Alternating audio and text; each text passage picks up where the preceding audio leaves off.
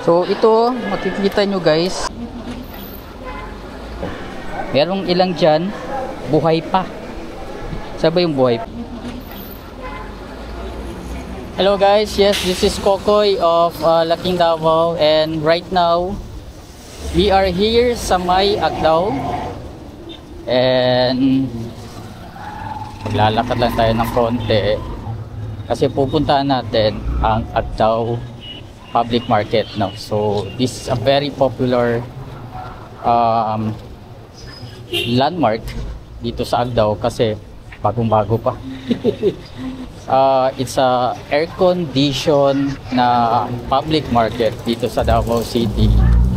So, kung hindi ako nagkakamali, isa to sa pinakamalaki or pinakamalaki, I don't know. I think nagko-compete sila ng Bangkeruhan. So, yung maraming fruits ngayon guys. I don't know kung bakit. Ayun na. And makikita natin ang yun, oh, ang ganda. Ang Agdao Public Market na kaka-open lang. Ay, kaka-open. Bagong open. I don't know ano ba sinasabi ko. So, syempre papasukin natin to guys kasi meron kaming event dito. Ay, ito na pala. Ayun, oh.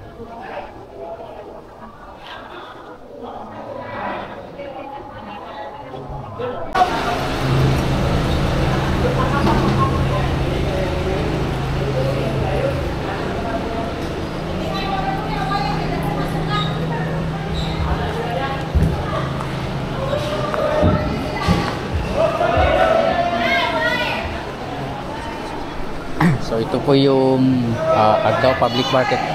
Sabi na air condition, parang hindi naman siya air condition, no? Parang open space naman siya. Sa tingin ko lang But maganda lang dito. Saan ang air condition? Baka mali ako. O sabi din air condition. I don't know. Baka later pa. So ito yung mga stalls dito, and as we all know guys, parang government sumasa natin talaga na mga fresh, sariwa, syempre, and quality yung mga dito, yung mga gulay, no? Mga pagkain. And kikita nyo, gulay. O yun, oh. Ayun, oh. O, diba?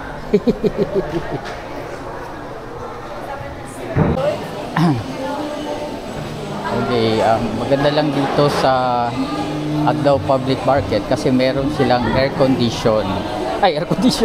Meron silang, ano ba tawag dito? Escalator. O, saan ka makakita ng public market dito sa Davao City na merong sariling escalator? Dito lang yan. And to be fair, ang ganda ng escalator dito. Tamang-tama lang. And yun, ano bang nasa taas? Okay. Kumbaga sa Turil Public Market, dito yung mga meat. Dito naman yung parang pang ingredients. Dito sa may itaas to. Merong mga itlog. So okay. So hindi magulo. So makikita natin dito na talaga organized, no?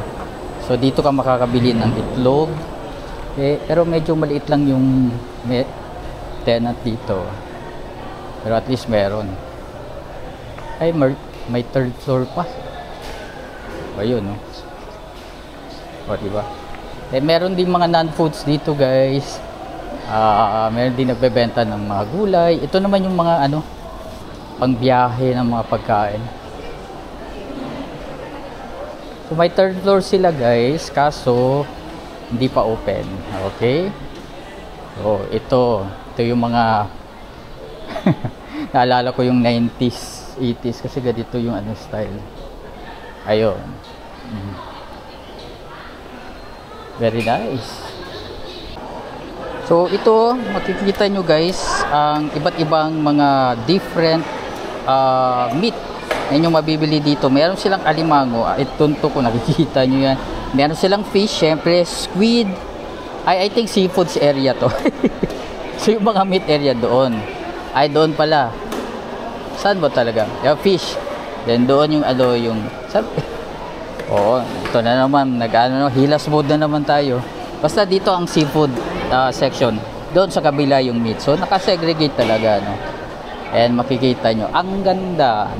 Ang linis. Tingnan nyo naman kung gaano kalinis. Oh, saan ka pa? Oh, di ba? Yeah. Okay, so medyo medyo pala nakakilala sa dito, no? So ito yung mga guys, yung mga products dito. Tingnan niyo man kung gaano ka fresh yung kanilang mga squid dito sa Agdao Public Market.